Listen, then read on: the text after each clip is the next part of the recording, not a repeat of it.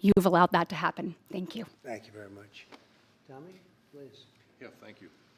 Thank you, Mr. President. This is a great day for our country, not just for our state of Alabama.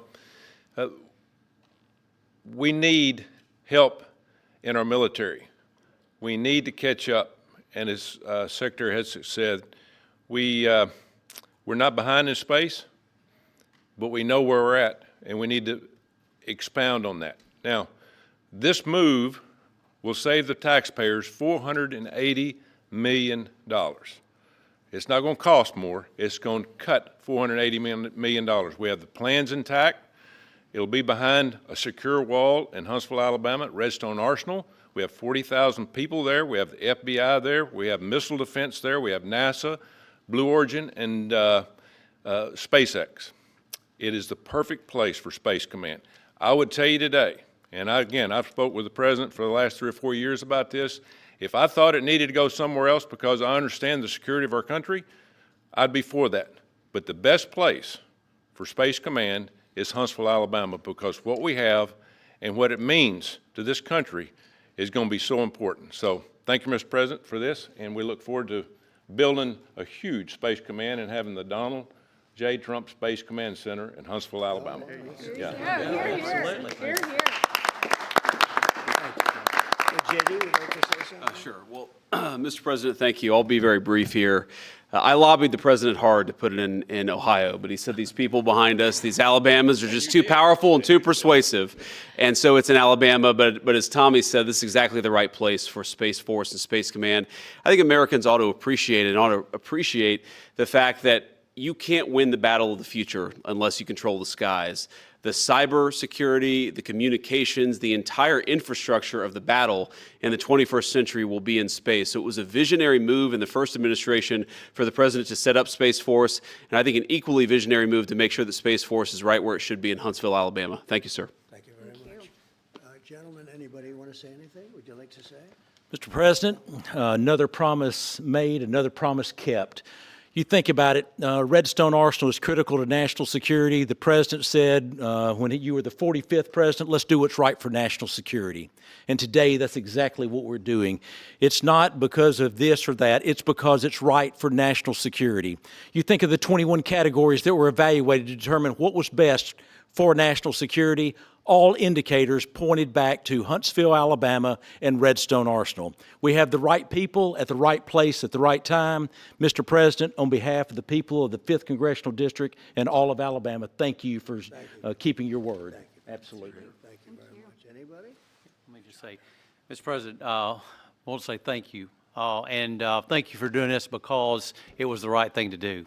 When they looked at all the numbers, Huntsville was the place to go, and like you say, it was unfortunately pulled out, but you made it right. So I want to just say thank you again for a grateful nation, and to the state of Alabama, we're very grateful. Thank you, and God bless. Thank you very much. Thank you. Thank you very much. Please, go ahead. Thank you, Mr. President. Throughout history, militaries has always understood that whoever could hold the high ground held the advantage. Space is the ultimate high ground. And what we're doing with moving the Space Command to Huntsville is absolutely critical to our maintaining dominance in that sphere. And it goes hand in hand with what we're trying to do with the Golden Dome and missile defense to defend against anyone else who tries to enter that sphere. So thank you, Mr. President. Thank you very much. Please, go ahead. Thank you, Mr. President. And obviously, national defense is a huge issue. And when you look at the scores, Alabama was #1. And for political reasons, it was moved out of our state. But Mr. President, thank you for making priorities the defense and the warfighter and the safety of this nation. And in the big, beautiful bill, that Golden Dome will be built in Huntsville, Alabama, and we're grateful for that. Thank you. Listen, as chairman of the Armed Services Committee, I care very much about what's most important for our national security. And the president held a nationwide competition to determine where we should have this command. If y'all remember, at the end of that competition, where Alabama came in first, there was a lot of complaints from the other states who did not place well. He said, we'll do it over with new criteria to accommodate your concerns. Alabama came in first in that second competition. His Secretary of the Air Force reviewed the results, said it was fair, and the president named Huntsville. It was the Biden administration that decided to make it political. even though his own Secretary of the Air Force said it was a fair competition and it should be in Huntsville. So I want you to know I appreciate this president standing up and being strong and saying he's going to make this right and put it where it rightfully belongs, and that's Huntsville, Alabama. Thank you very much. Good job. Appreciate it. So thank you all very much. You are going to leave me alone now? You're not going to call me anymore and talk about this subject, right? You promise? They'll start something else. But I just want to congratulate you. It's a very big deal. When you come out and when you leave the room, you'll see that we just, over the last few minutes, literally shot out a boat, a drug-carrying boat, a lot of drugs in that boat. And you'll be seeing that and you'll be reading about that. It just happened moments ago, and our great general, head of the Joint Chiefs of Staff, who's been so incredible, including what took place in Iran, knocking out potential nuclear power for a long time to come. I think within a month they would have had it if we didn't do what we did. But he gave us a little bit of a briefing, and you'll see. And there's more where that came from. We have a lot of drugs pouring into our country, coming in for a long time. And we just, these came out of Venezuela and coming out very heavily from Venezuela. A lot of things are coming out of Venezuela. So we took it out, and you'll get to see that after this meeting is over. Do you have any questions, please? Yeah, please. Thank you, Mr. President. Senator Tuberville talked about the cost savings Yeah. associated with this announcement. Can you talk about the strategic benefits by having Space Force Command headquartered in Huntsville? Well, it just works because we have so much else there. And having a central, you could call it a central command, but it really is a command station.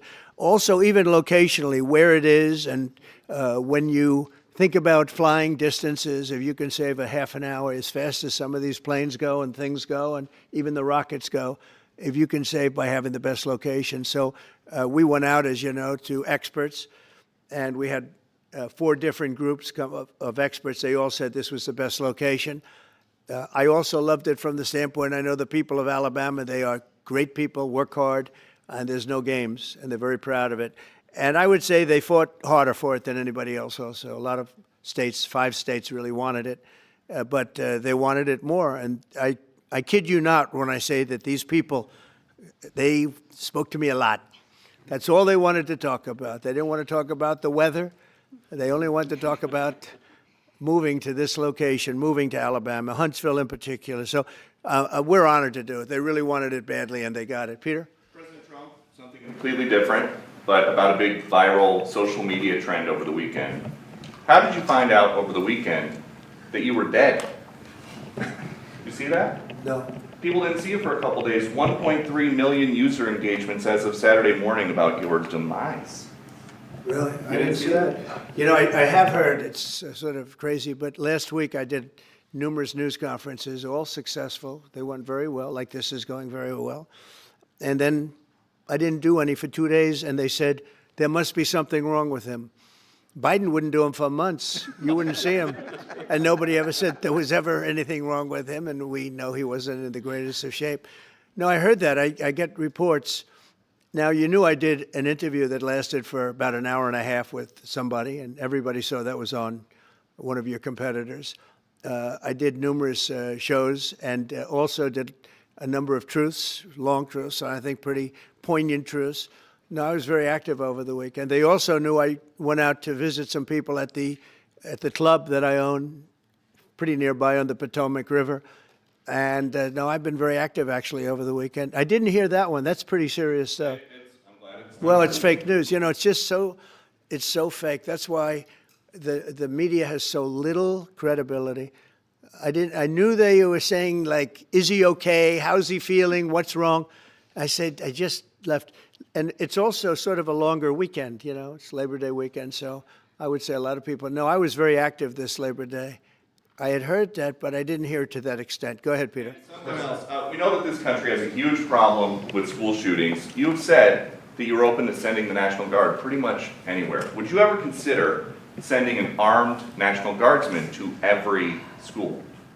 Well, we have a big problem with school shooting, but we also have thousands and thousands of schools that run perfectly. You know, they talk about you can do things construction-wise, and that's really, I think nobody knows more about construction than me. You can build the construction doors, you can build what they call safety doors, where they lock on the outside, the inside, and every place else. Well, but if one of these lunatics happens to get through, then the police can't get in.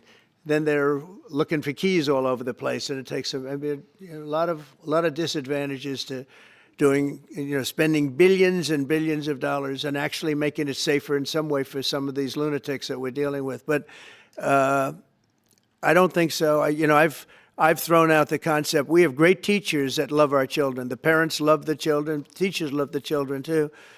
And if you took a small percentage of those teachers that were in the military, that were distinguished in the military, that were in the National Guard, et cetera, and you let them carry, that's something that a lot of people like. I sort of liked it. It'd have to be studied, but they're trained. They know about weapons. You can't do it with every teacher because most teachers don't know, but I always thought that would be an alternative. But it just, we've had a lot of instances. Other countries have also. They have different kinds of problems than we have, but we do have, there's something going on, and it's a bad thing. Yes, please. Have you spoken with President Putin in the past week? Have you spoken with President Putin in the past week? Yeah, I don't want to, I have learned things that will be very interesting. I think in the next few days you'll find out. Will there be any consequences if there isn't some type of announcement of a meeting with President Putin and President Zelensky? Yeah, there will and what be. could those consequences be? We're going to see what happens. We're going to see what they do and what happens. I'm watching it very closely. Last week they lost 7,000, between the two countries, 7,313 soldiers, to be somewhat exact, for no reason whatsoever. And they're Russian and they're Ukrainian, but, they're soldiers. I want to see it end. Yeah. Mr. President, have you decided you're definitely going to send National Guard troops to Chicago? I didn't say when, but the answer is, look, Chicago's very interesting because I watched Pritzker get up and say about, we don't need help, we're safe. But 2 weeks ago, they had 6 people murdered, and they had 24 people hit by bullets. Last week, as you know, it was 7 people, 24 people hit, and 7 people died. And then over the last 2 days, that was the crown jewel. They had, I guess, 9 or 10 killed, and 50 hit with bullets. And you have this governor get up, who's a terrible governor. Probably he and Gavin Newsom would be probably the 2 worst and most naive. They're naive.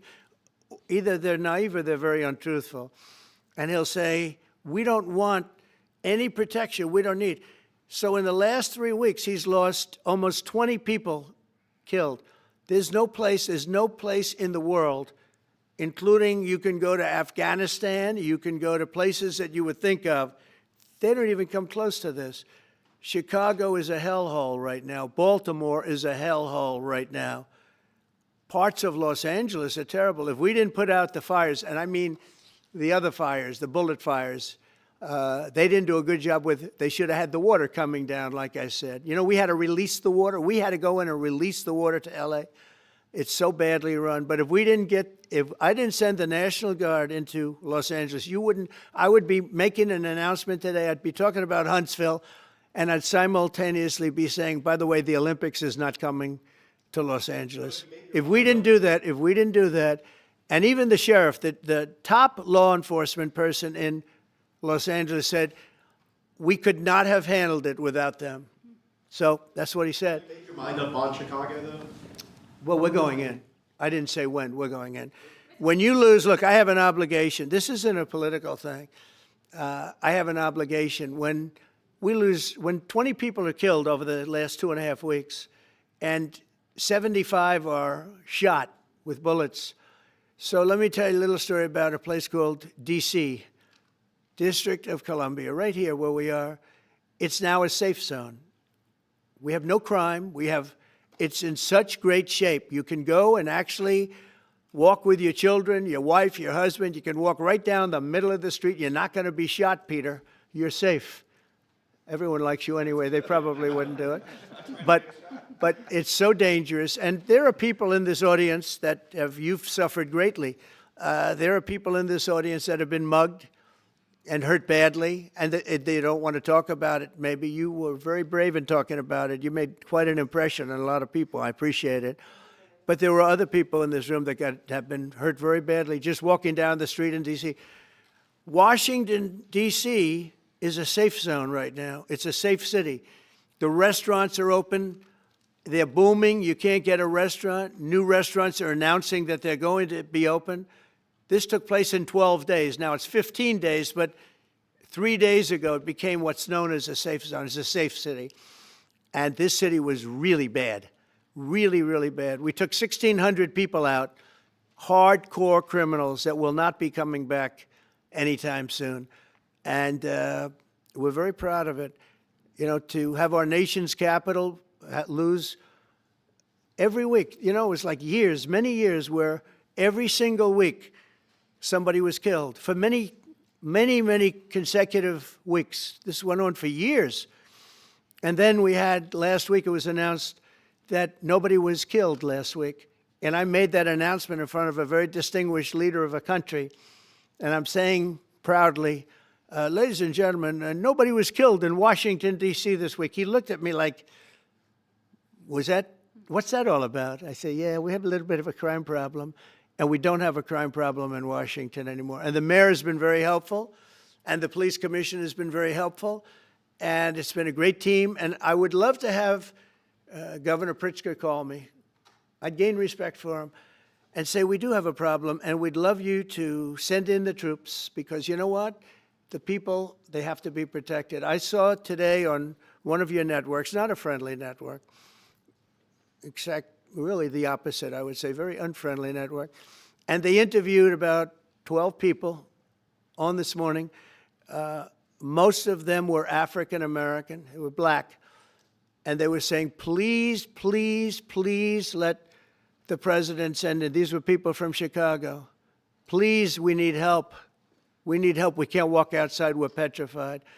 If the governor of Illinois would call me up, I would love to do it. Now, we're going to do it anyway. We have the right to do it because I have an obligation to protect this country. And that includes Baltimore. I saw where Governor Moore was asking me to take a walk down the street of Baltimore. Well, Baltimore is a very unsafe place. It's rated number 4 in the city, one of the most unsafe places anywhere in the world.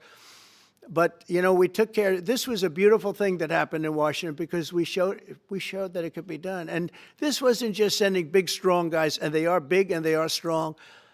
You know, we had a great decision from the Supreme Court that had to do with sort of talent. It had to do with you are put down based on merit. You can hire based on merit.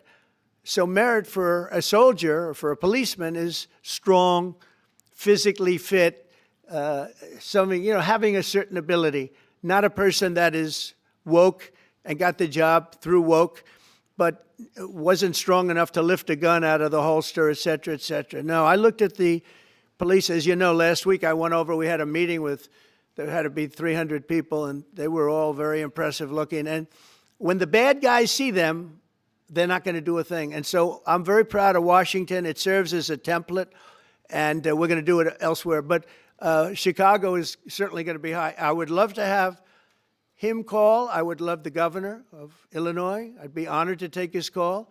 All he has to do is say, sir, we need help. It's out of control. And everyone knows it is. He's not kidding anyone.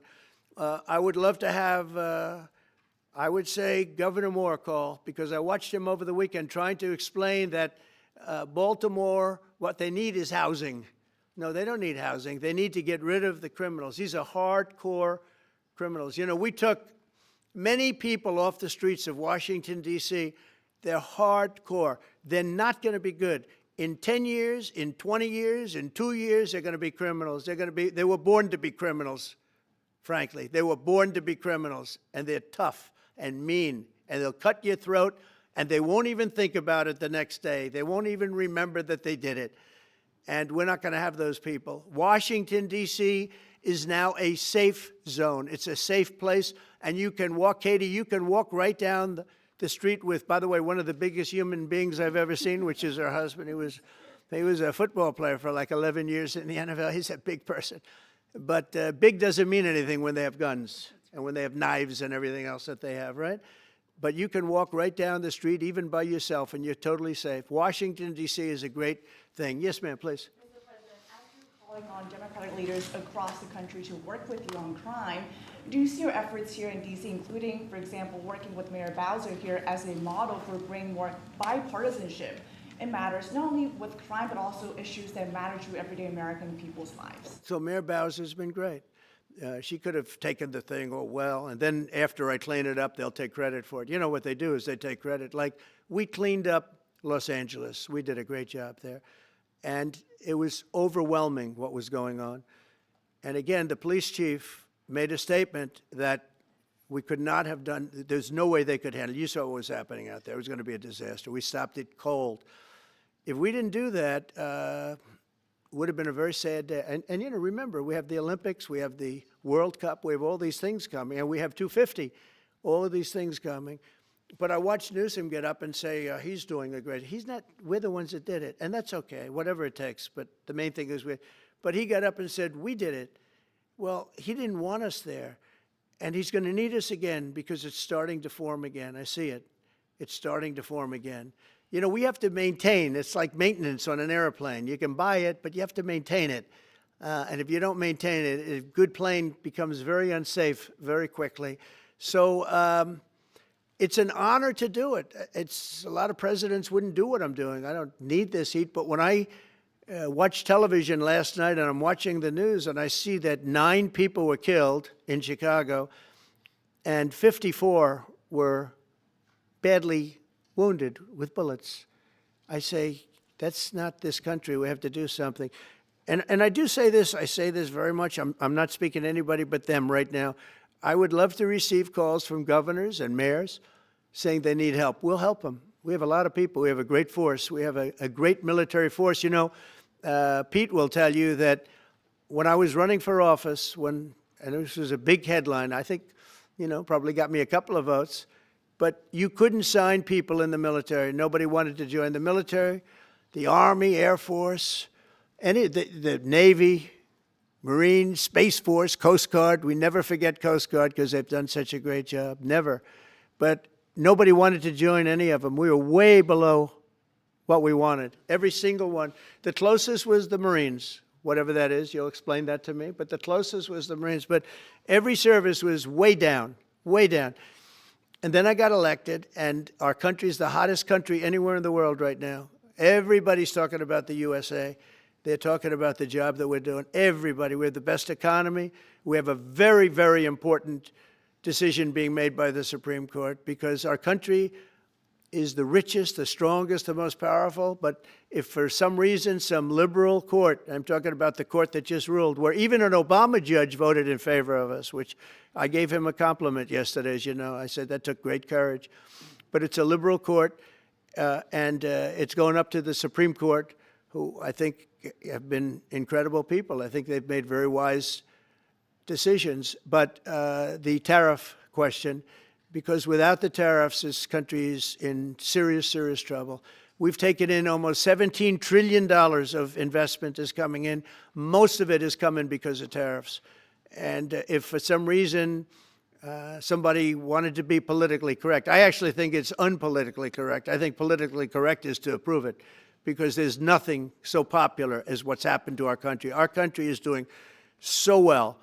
But we had a liberal court gave us a very shocking ruling, and that ruling is basically saying that the trillions of dollars that are pouring into our country, putting us in a position like no country is anywhere in the world, that they'd like to see us that taken away. By the way, a lot of the people behind that lawsuit, that particular, are from foreign countries. I might add.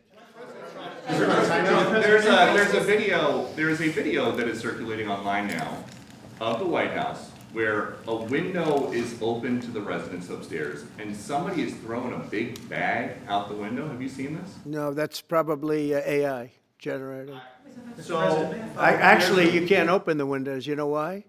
They're all heavily armored and bulletproof. That's a fake video. Well, it's got to be, because I know every window up there. The last place I'd be doing it is that, because there's cameras all over the place, right? Including yours. No, but every window, I've never seen a window that's, in fact, my wife was complaining about it the other day. She said, love to have a little fresh air come in, but you can't. They're bulletproof. And number one, they're sealed, and number two, each window weighs about 600 pounds. You have to be pretty strong to open them up. No, that has to be, where was the window? Let me see.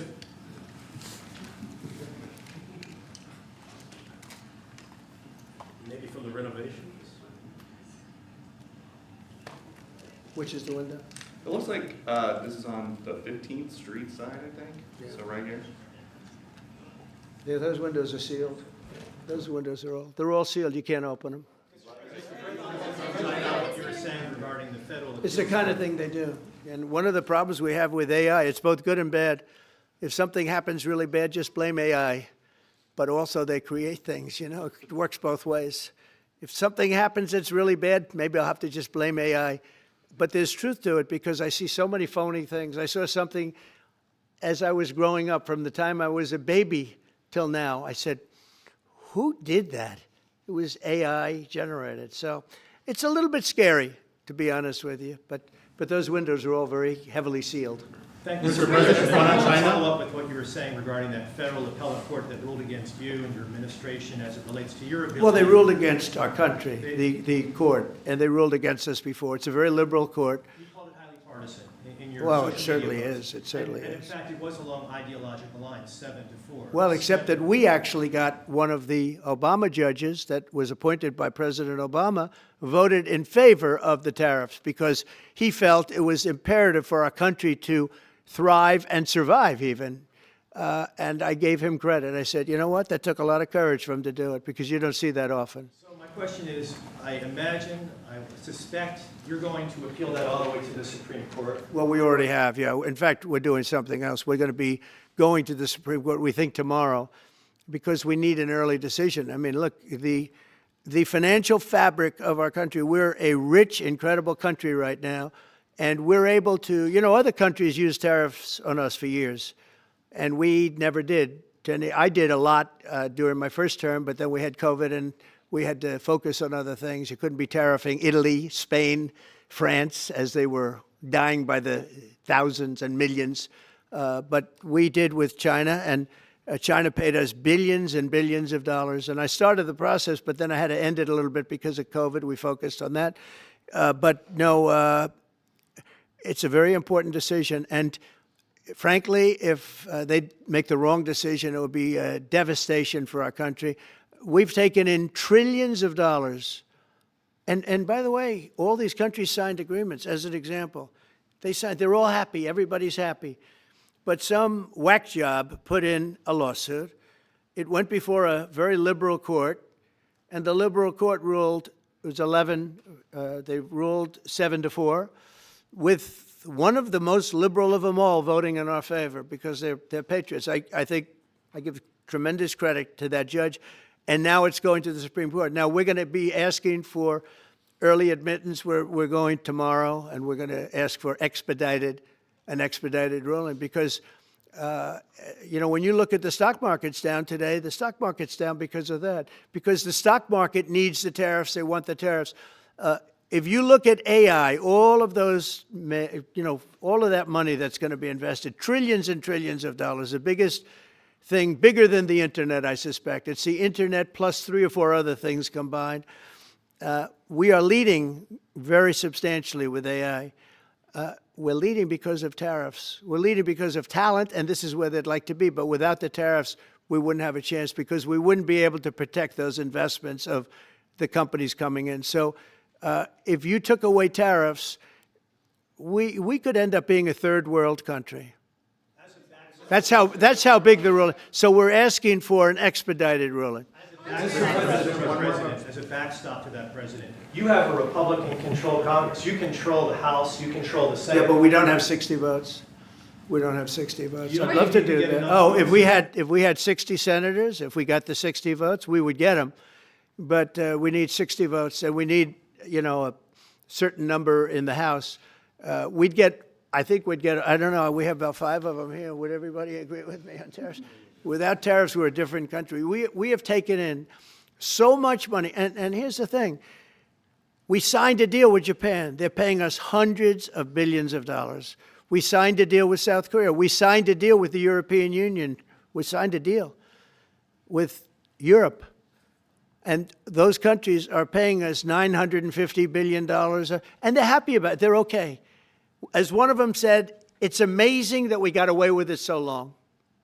One of my friends, a leader of one of the countries, and they're fine with it. They all signed. If that ruling ever went against us, I guess we'd have to give back hundreds of billions.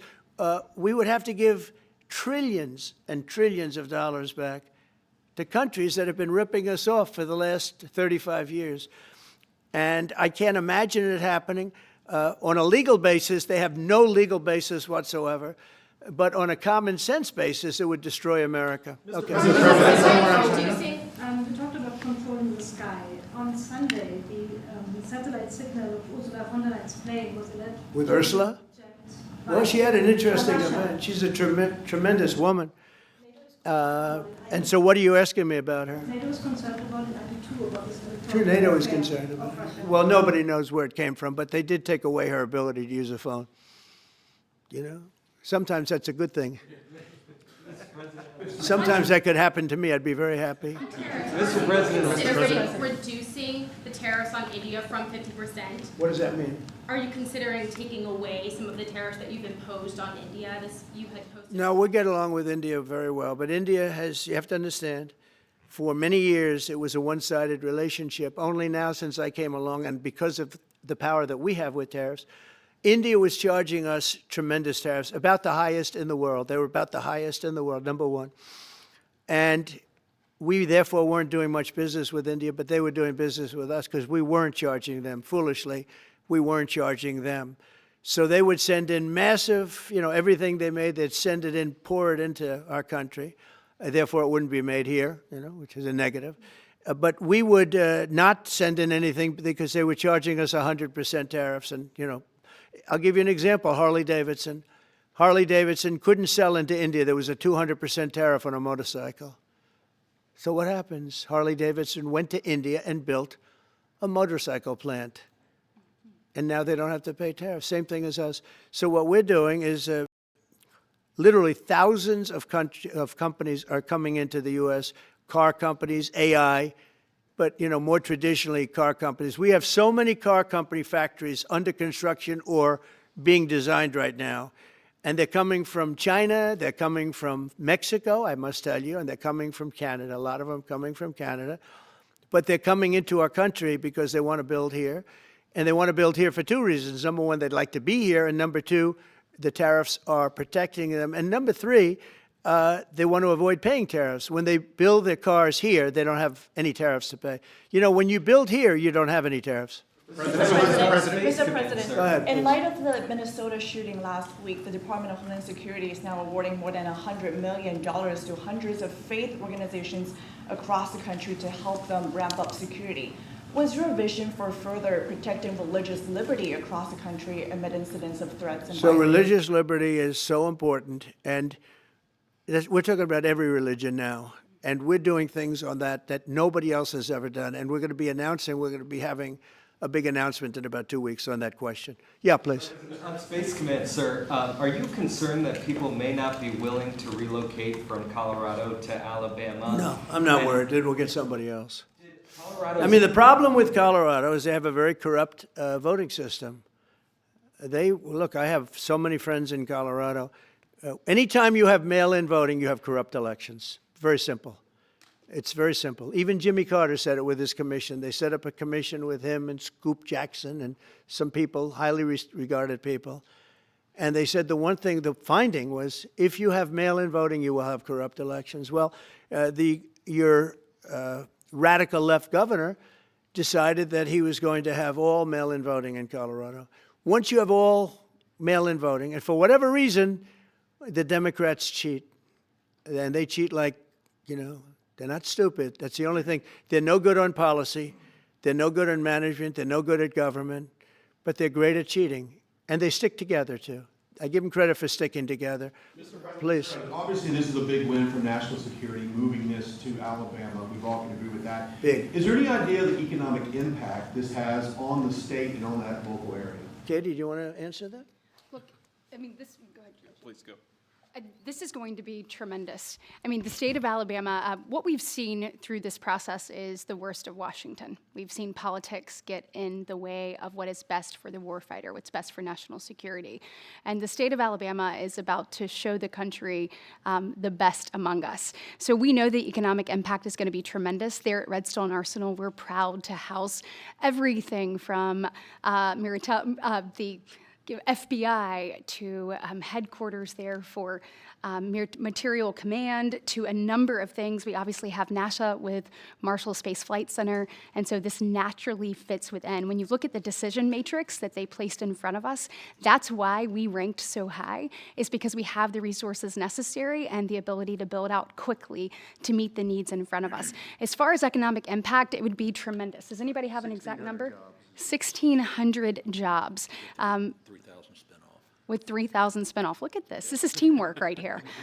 So we are really proud, and the people of Alabama are ready to get to work. And I've got a housing question, if you could, just for a second, Mr. Yeah, President. please. Owning a home and going about the American dream seems like it's out of touch for a lot of Americans. Yeah. Just recently, you pushed out a statement about addressing an emergency housing situation. That's right, we're thinking about doing that. Yeah, can you just? Well, we need a little help from the Fed. We have a man named Jerome Too Late Powell. You probably heard of him. He's too late. He's way too late. And the economy is so strong that it's pushing through that. Normally, it would have been much tougher, but we're doing so well that we're pushing through it. But it makes it very hard for people to get mortgages because too late is too late. Very simple. He's too late.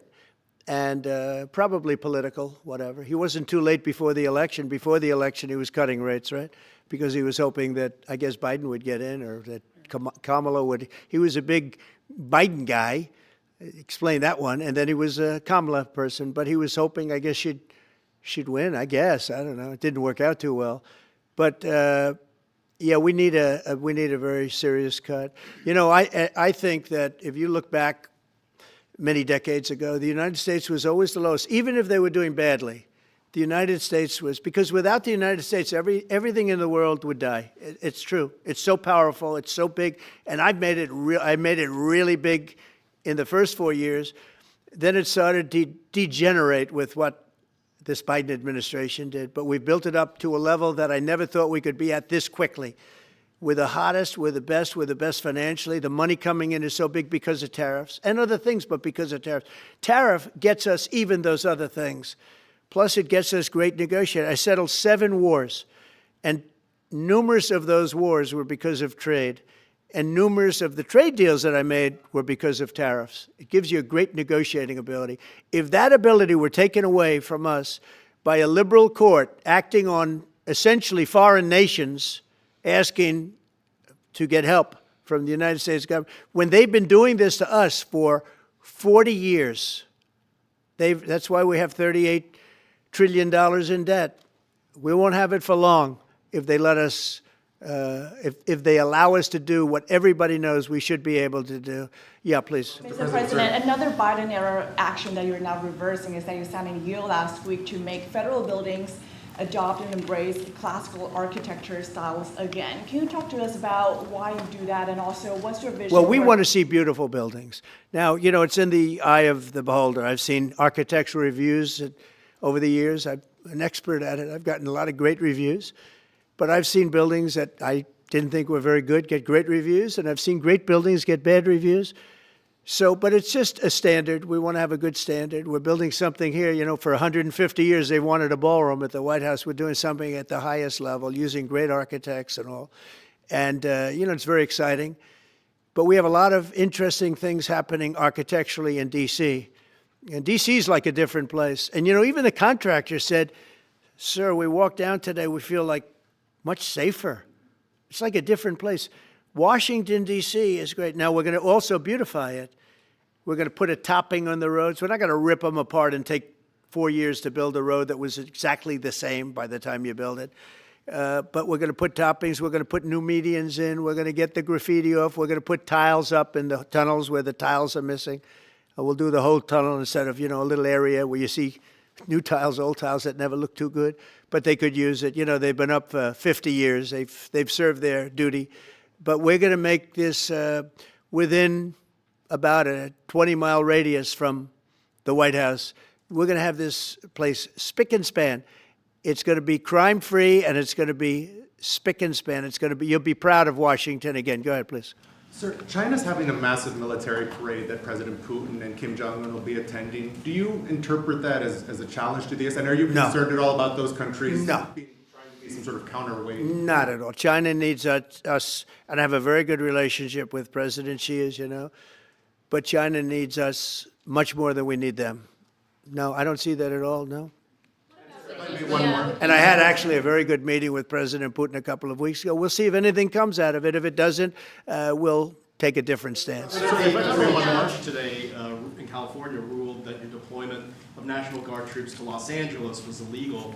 Do you have any response? Well, it was a radical left judge, but very importantly, what did you not tell me in that question or statement that you made pretty much of a statement, I think? Well, I was asking for your response. No, you didn't say what the judge said, though. The judge said, but you can leave the 300 people that you already have in place. They can continue to be in place. That's all we need. But why didn't you put that as part of your statement? Because the same judge ruled exactly as you said, except the judge said that you could leave the 300 people that you already have in place. They can stay, they can remain, they can do what they have to do. Thank you very much, everybody. We appreciate it. Thank you. Thank you. Thank you very much. Thank you, guys. Thank you, Russ. Thank you. President, you've allowed that to happen. Thank you. Thank you very much. Tommy?